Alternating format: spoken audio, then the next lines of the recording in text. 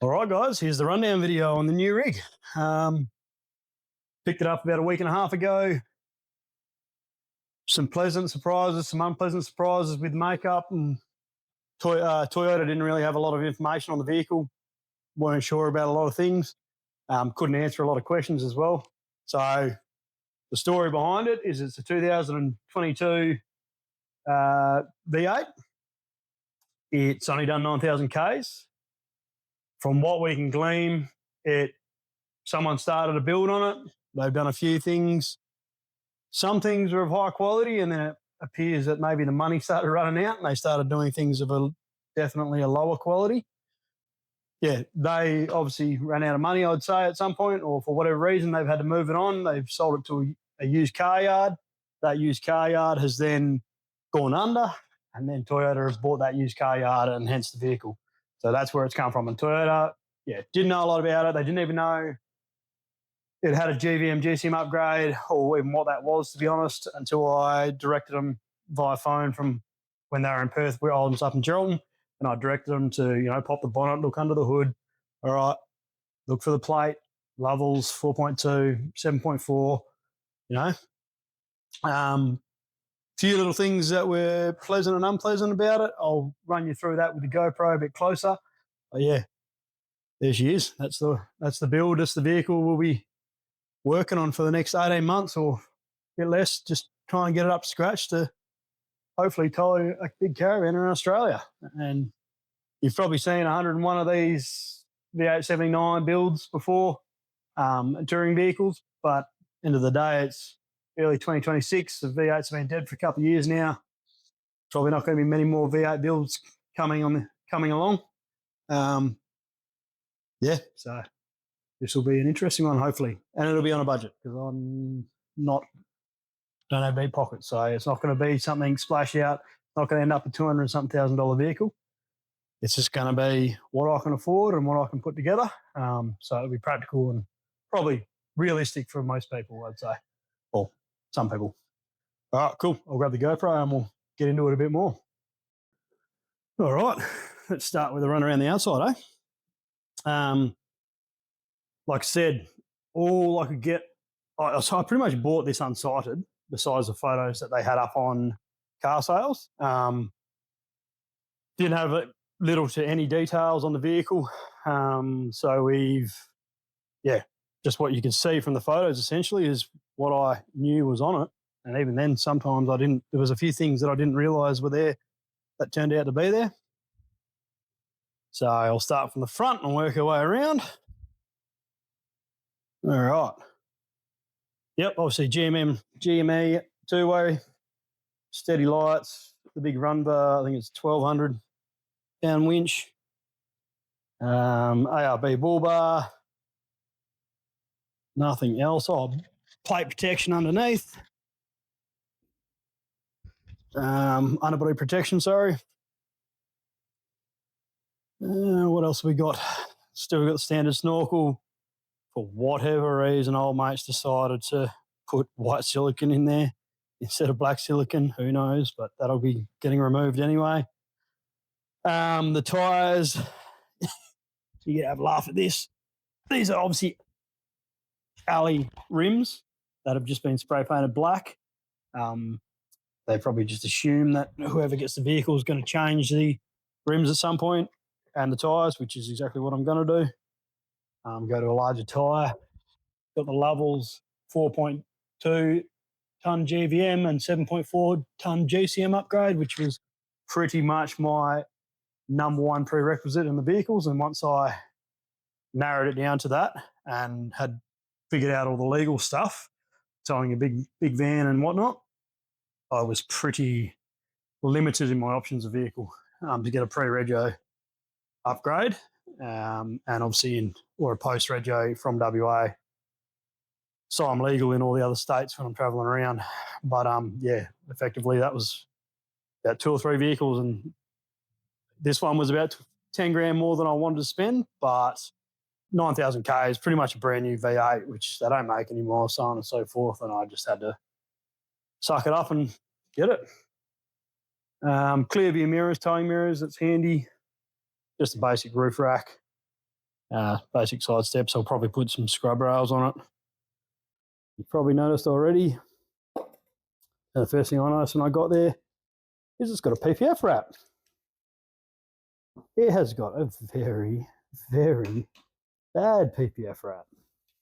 To the point where I almost wish that it just didn't have a PPF wrap instead of whatever the hell this is. This home job that someone has obviously done. Look at that. So I've already gone and seen my mate Dave at Perth Detailing Centre. He does the bush wraps in Perth, or one of the people who do bush wraps in Perth.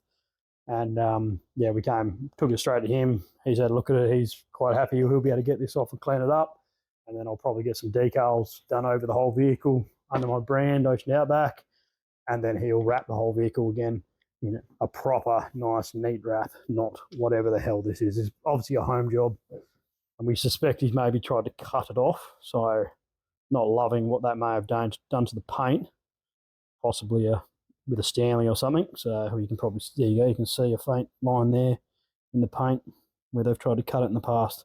So not great for the paint, obviously, but I didn't know until I got hands on the vehicle. So, but it's not the end of the world either. We're gonna, like I said, clean it, decal it, and then PPF wrap it again. So any scratches should be well and truly hidden and protected from too much moisture entering and creating rust spots.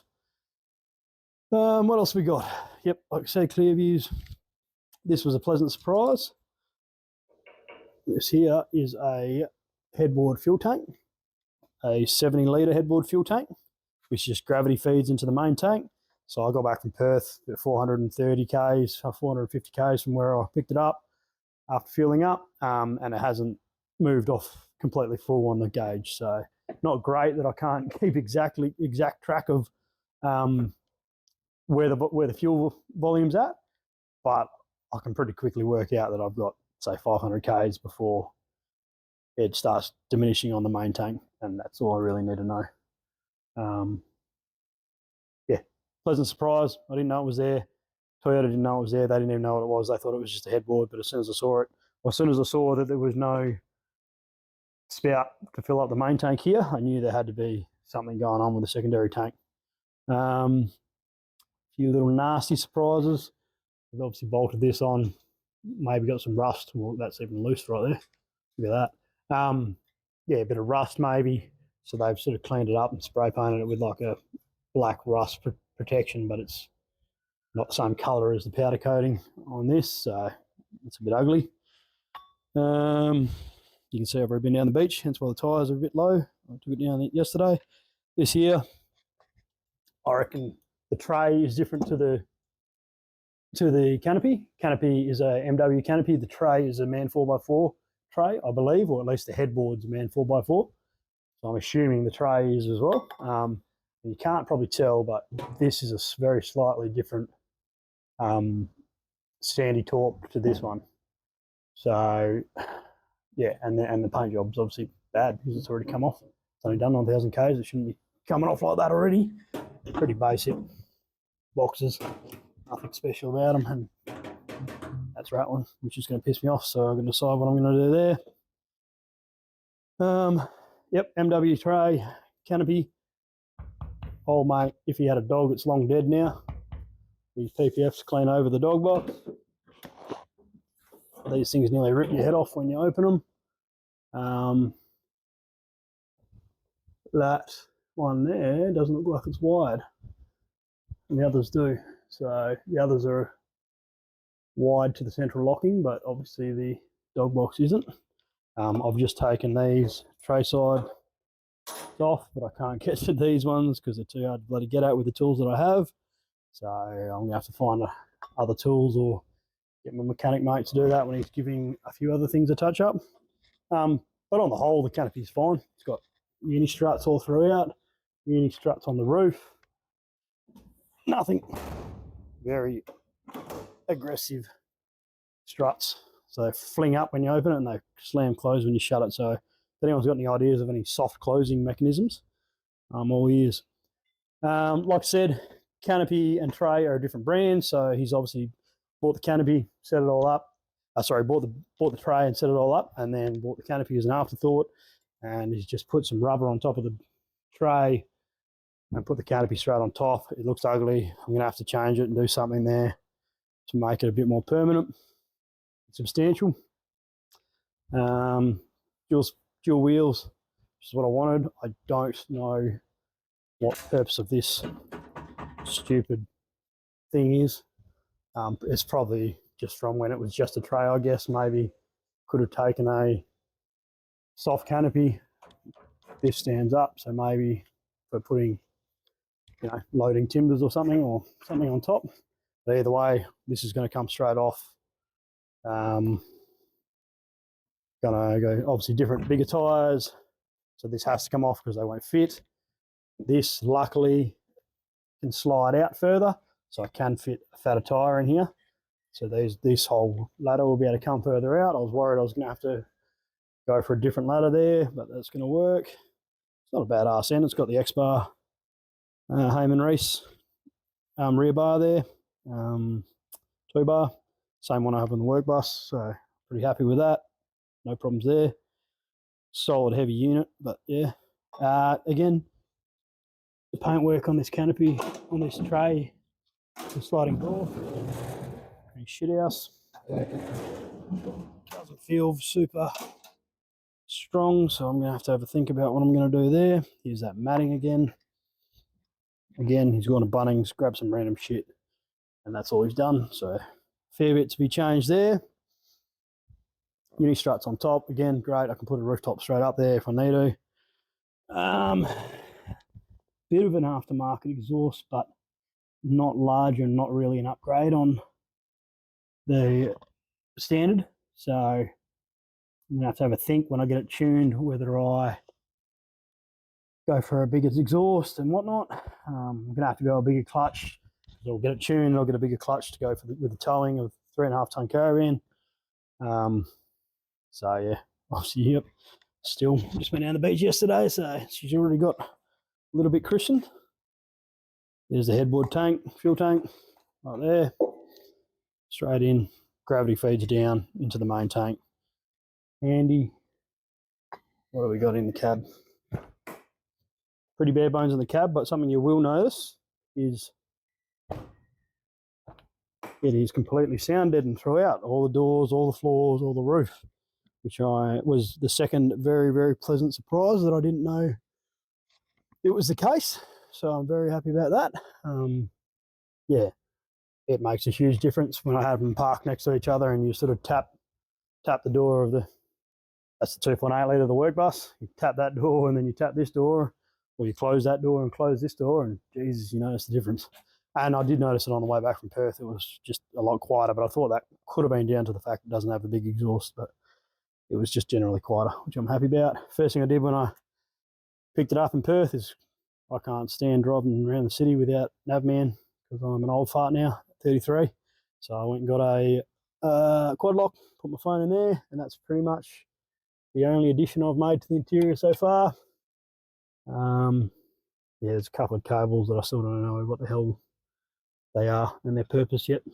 So I'll come to that when I can. Oh, of course, there's the UHF in there. But I expect that's probably just everyone would consider that standard in a vehicle these days. There's this little radio and light bar thing, aux beam thing. Bit ugly, but it's fine. Let's pop the boot. No, bonnet, sorry. See what's in here.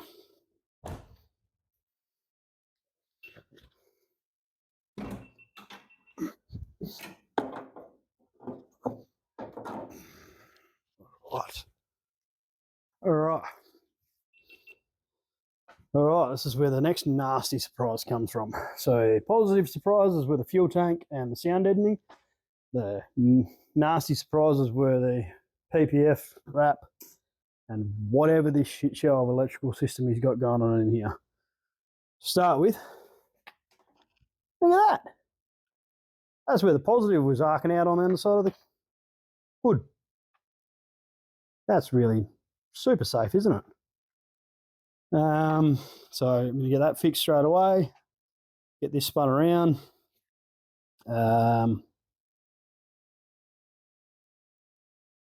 Fuel filters, main's fine. There's a floating, I think this is the winch, what do you call it, isolator.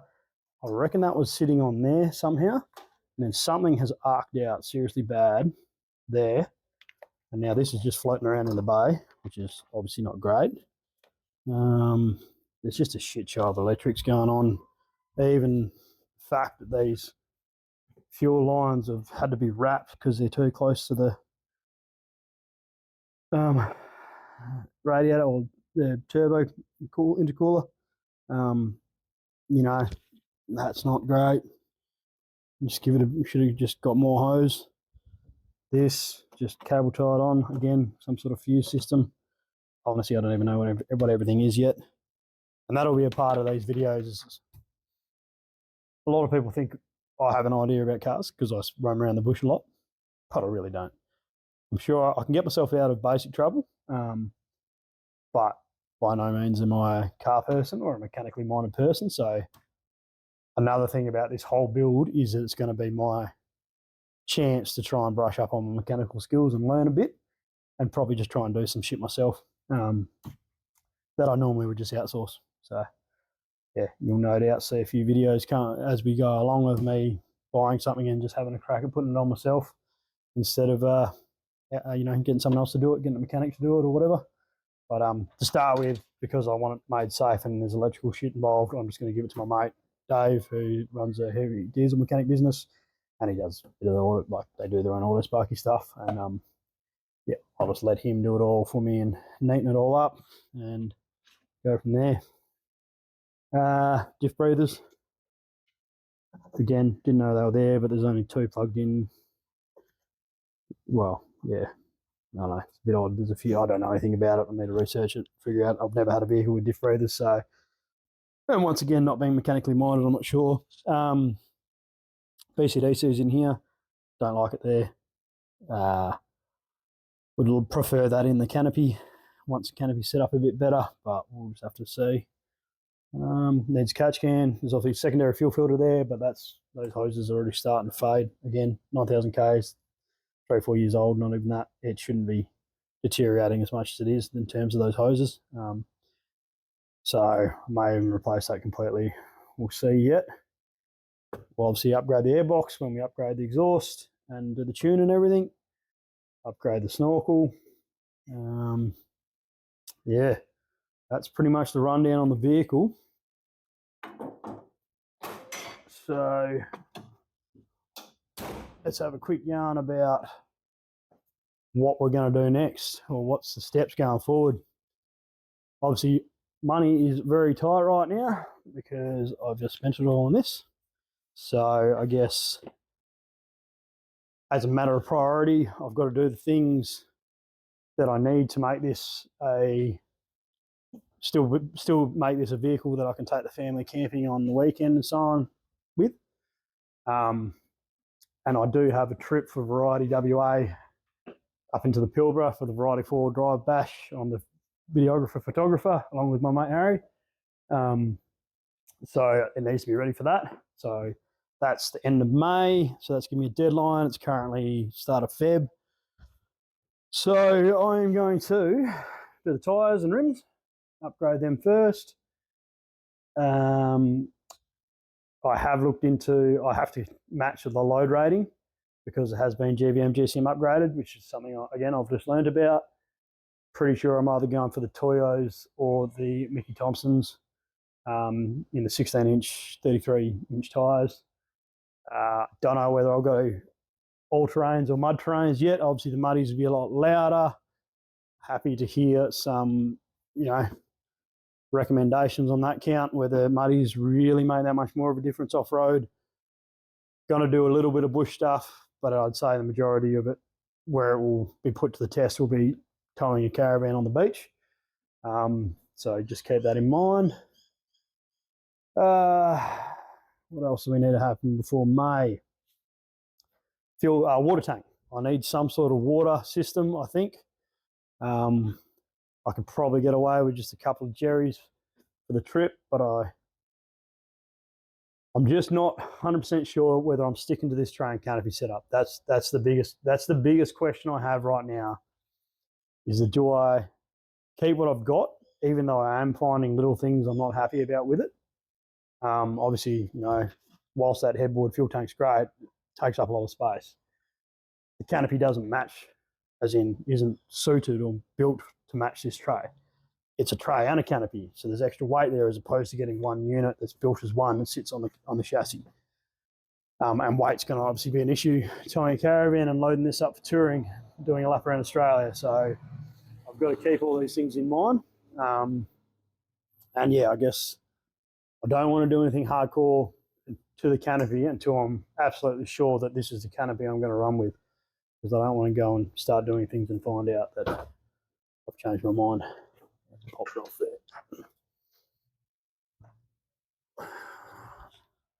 Oh no, it just sits like that. So where was I leading with that?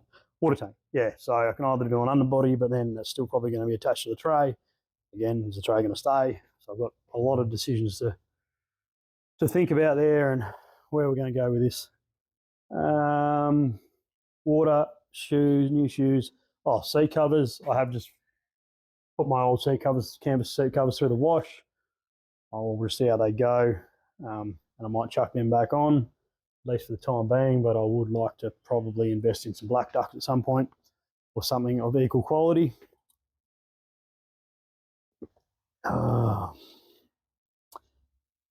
Once the tyres are on, I'll see how she's riding and whether or not I need to go some larger springs at the front. We'll just have to see. You know, just a bit of a lift if it needs it.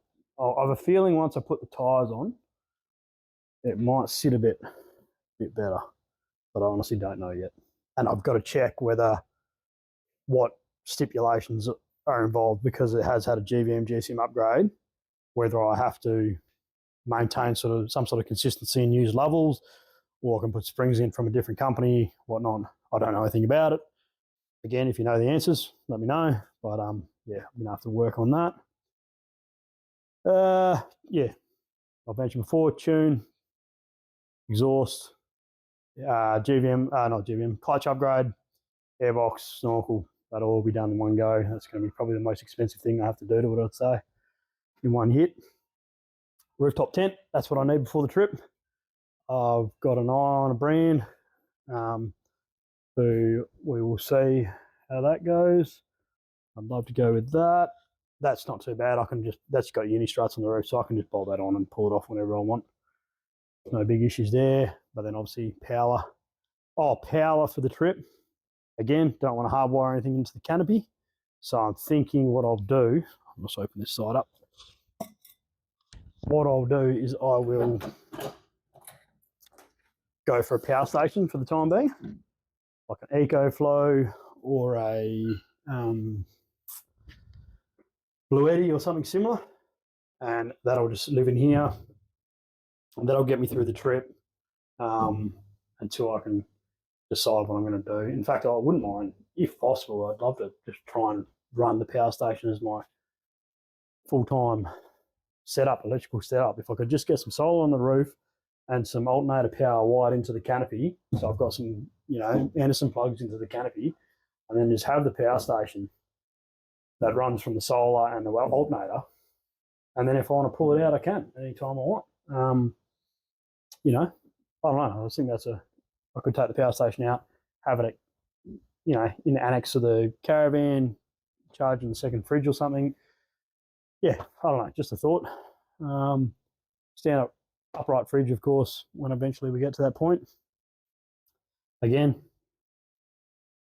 you know, I don't know if I'm going to stick with the canopy, so I just need to make a decision on where it's going to sit. If I can just get something temporarily put in place, I'll probably just stick an angle in here, to be honest, for this, at least until I can make a decision on the canopy. Pull out kitchen, I'm probably just going to try and find something online, secondhand or just a cheap individual unit, even an MW themselves. They look all right. Just, yeah, it's not going to be that beautiful, everything's going to fit seamlessly together. It's going to definitely be a bit of me. I'm just going to have to figure it out and make something work. But I do have an idea for at least decking out the interior here to make it look a little bit nicer. I've got some cladding ideas, some lightweight cladding ideas, insulation and cladding to make this just look a bit nicer in general and not be so echoey and better insulated and all that sort of stuff. But yeah, I think that's where we're at. I'm sure there's more. I'm sure I'm going to go through more at some point. But for now, that'll do for the first rundown video on the vehicle, the plans, the rough plans, and yeah, what's coming next. So it'll just be bit by bit. Each time I do something, I'll probably wait till I've done 2 or 3 little things and I'll just give you an update. And I've been talking to the caravan makers again today. Yeah, we've got a few updates there, and haven't told you who we've decided to get the caravan through yet. But that'll be a surprise for later.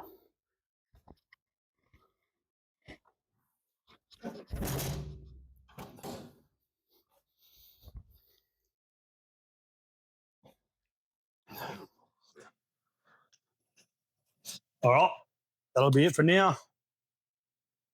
Yeah, as we continue to complete more things, I'll give you an update, and yeah, the build will slowly progress, and hopefully you come along for the ride. Cheers, guys.